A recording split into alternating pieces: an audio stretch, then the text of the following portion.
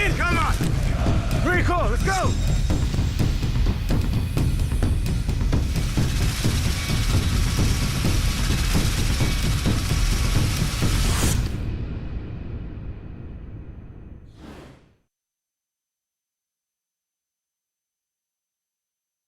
A military occupational specialty, or MOS, is a job assigned to a Marine. Infantry, communications, transportation. Rifleman, warehouseman, field radio operator. Have us shoot on the machine gun bunker. How copy, over? My current MOS is an 0317. It's an infantry scout sniper. My MOS is an 0431. I'm a logistics embarkation specialist. I'm a 1345 heavy equipment operator. My MOS is 2146, tank system mechanic. Aircraft rescue firefighting, 7051. We basically train every day for stuff that we hope is never going to happen. Loss of life, loss of property, those are really what we try to prevent around here.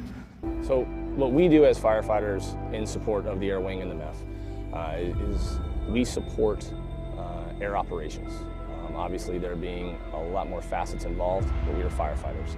Our main purpose is to make sure that we can create an egress through firefighting, pull the pilots out if a downed aircraft were to happen or mishap, and get them to safety and recovery. That is our main purpose. As far as the lessons that you take away is that it's nothing that you can take lightly.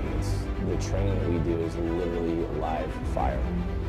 We can practice, spraying water, on air with, on concrete, but you can't control fire. The fire has a mind of its own. If it wants to go left, it's going to go left. If it wants to go right, it's going to go right. You can't control it. It's going to come at you, and you have to be ready to fight that fire in any way.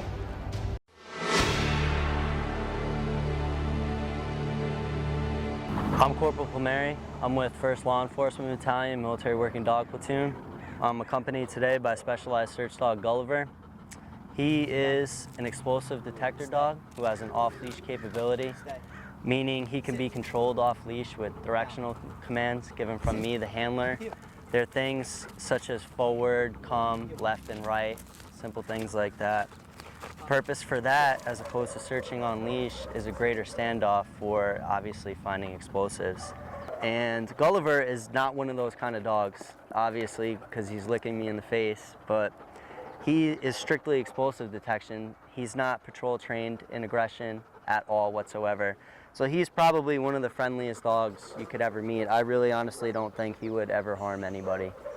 A normal training day for me and Gulliver, we'll come in the morning, we'll do kennel care, and we'll clean their kennels out, we'll pull them out, and we'll give them some exercise. Usually we'll run the obstacle course over there, and we'll go out training for the day. We'll pull our explosive kit, and we'll set up explosive detection problems, and pretty much we'll round robin through them. We'll come back, have what else is going on for the day, get that done. We do kennel care again, and we go home, and the dogs actually stay in the kennel facility here on Camp Pendleton, and we have a 24-hour duty who stays with them and feeds them and things like that when the rest of the platoon is off work. Whenever I actually have kennel duty, we have a cot inside, and I'll actually go and pull Gulliver outside from his kennel, and I'll bring him inside, and he'll actually stay in the cot with me.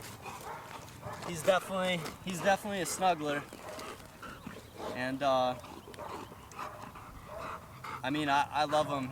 He's awesome. I know that he's got my back, and I know that if I send him out there and there's something out there, I know he's gonna find it. I have full, complete confidence in him. I would like to get out and return to school, but at the same time, in my opinion, I have one of the greatest jobs in the Marine Corps, and it's something very, very, very difficult to leave behind. And it's something that I'm not really sure if I'm ready to do yet. So I haven't really decided. I think my deployment is going to have a lot to do with whether or not I stay in or if I get out and pursue school. And we're actually set to deploy to Afghanistan at the end of May. So in about 2 months. You walk in and you can either be a lawyer, a pilot, or a ground MOS. I said, well, being a pilot seems fun. What do I have to do for that? My MOS is 7563 Huey pilot. The reason I chose the Marine Corps is because I felt a need to contribute. It was exciting. I mean, I knew that I would be challenged on a daily basis. My current MOS is now I'm flying the Osprey, tilt-rotor pilot. It's both a plane and it's a helicopter. The Osprey is a tilt-rotor because it has two nacelles, which has our engines and our transmissions mounted on the outside of the wing. You have the ability to move from down position, which is an airplane, or you can move them up just like a helicopter. And you have to think as an airplane pilot and as a helicopter pilot. So you're incorporating all aspects of aviation into one airframe. Our primary job is to support the Marines on the ground.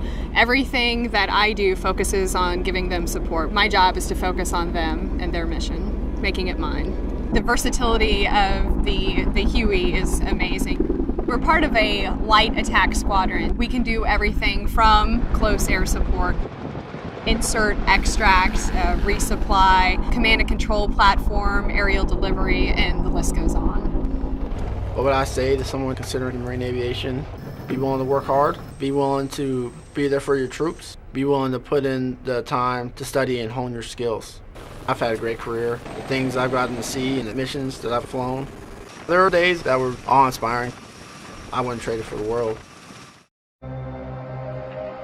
My name is Ryan Salih, Sergeant, USMC, Crew Chief, Amphibious Assault Vehicle. We get the infantry to the fight. We take them where they need to go, get them as close as possible, and provide them cover fire while they assault the objective. You start out as a rear crewman. You sit in the back, make sure the vehicle's not acting up. If something goes wrong, you can go to the turret and let that crew chief know. After that, you move up to a driver.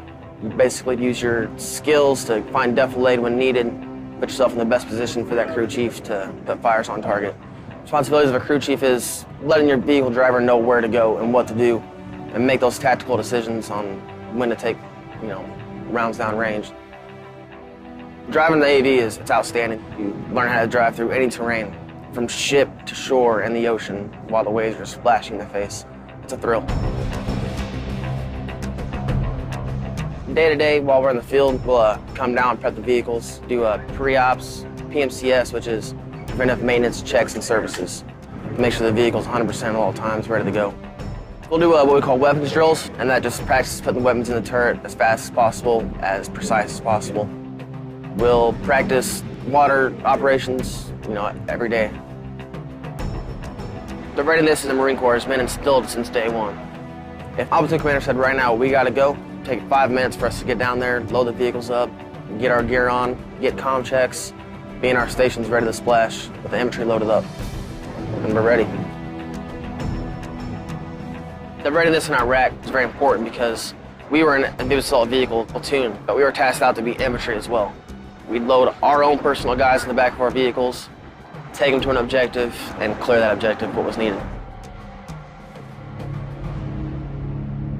I was on a mission one time. We were just doing a normal patrol when we had a couple Iraqis wave us down saying that they were receiving gunfire from insurgents, so we had to break away from our patrol and go provide them security and search for those insurgents, try to help those people out. It makes me feel good helping people. They need us, and it lets us know that we're needed for them, not just to be there in the fight, but to help people out when they need it. Being a Marine it's like being one of the Knights of the Round Table. You're the most elite fighting force in the world. First to fight, like they say, always ready, always faithful. It's pride.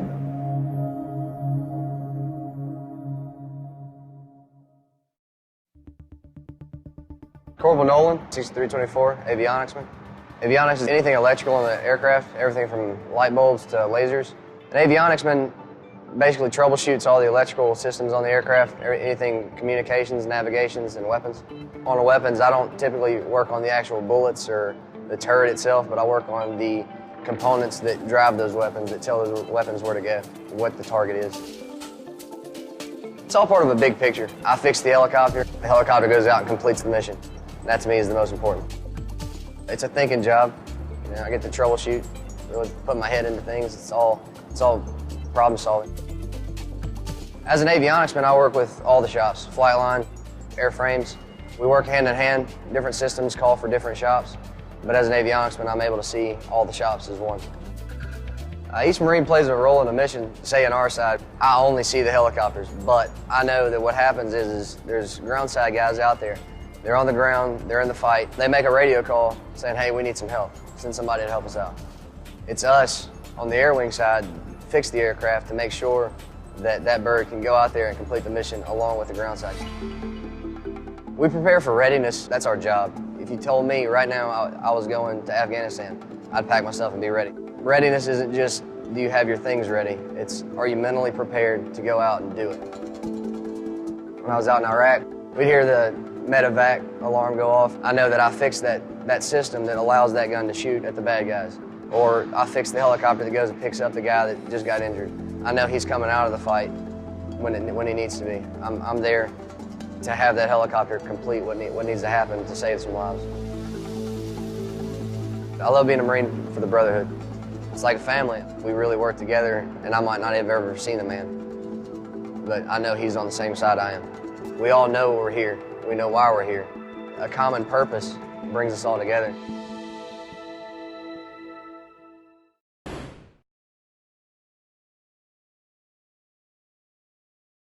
There are hundreds of ways to serve in the Marine Corps, and all Marines are trained to the highest standards for a specific role.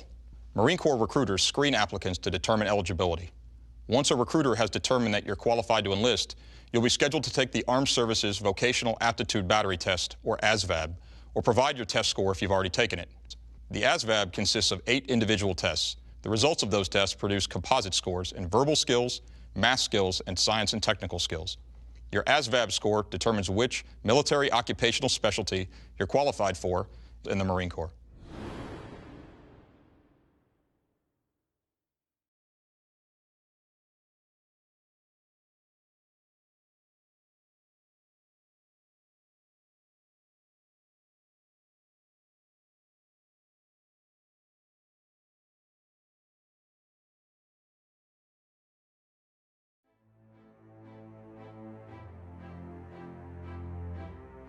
Every day before I put on these threads, I ask myself one question.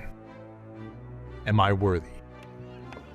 Have I earned the privilege to represent the legacy of all the others who have come before me?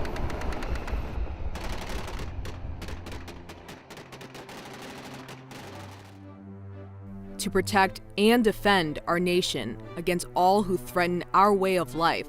Not only defines our motto, it's who we are.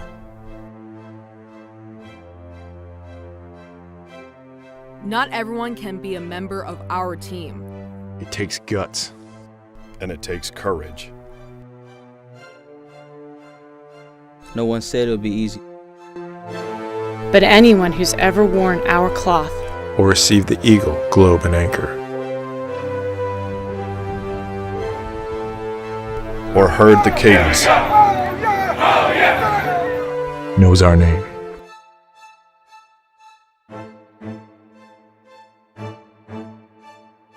You learn from day one, it's about the team. We're part of a team. Anyone I've ever met who's been awarded the Medal of Honor or any of our highest nation's decorations will tell you they did it because they were part of a team. They didn't do it for themselves, they did it because they wanted to make sure everybody came home. No greater example of that was my own situation on November 13th of 2004. And I think I get way too much credit for that day. The real credit goes out to the Justin Boswoods and the Sergeant Robert J. Mitchells and the Lance Corporal Marquez and Lance Corporal Schaefer at that time. Sergeant Mitchell, he ran across a kill zone in a room that was covered by heavy enemy fire and put himself in harm's way voluntarily to get inside the room with me and try to make a difference and to try to assist in the evacuation of myself and Lance Corporal Nicole. And I think that's pretty incredible. You know, Marines stepping up to the plate to save other Marines, to make sure they defend freedom and liberty with everything that they got. It's no different. Uncommon valor, still a common virtue. 75 years ago, the 7th of August, the 1st Marine Division landed on this island. Guadalcanal, unlike a lot of the fights in the Pacific, was a 6-month-long campaign. a series of attacks and counterattacks on air, land, and sea. It's a story about individuals' heroic actions, but it's about leadership, it's about perseverance, about resilience. They could have quit. They could have given up. I mean, there weren't too many good days here. So I think it's important for all of us to remember where we came from and who we are and why we're here on our birthday, which is what we're supposed to do. Remember the past, honor those that are no longer with us, think about what's going on today, and get ready for tomorrow. We've got a great Marine Corps. We've got great Marines. Our families support us. The nation supports us. We just have to execute. And we are executing every day, and Sergeant Major and I are very proud of what you do. Doesn't mean we can't get better. We don't want to make a mistake to learn. We don't want to lose to learn. We cannot lose if we have to go fight. We got to do what these Marines did here 75 years ago. Persevere against difficult, challenging conditions and odds and win. We've got to win.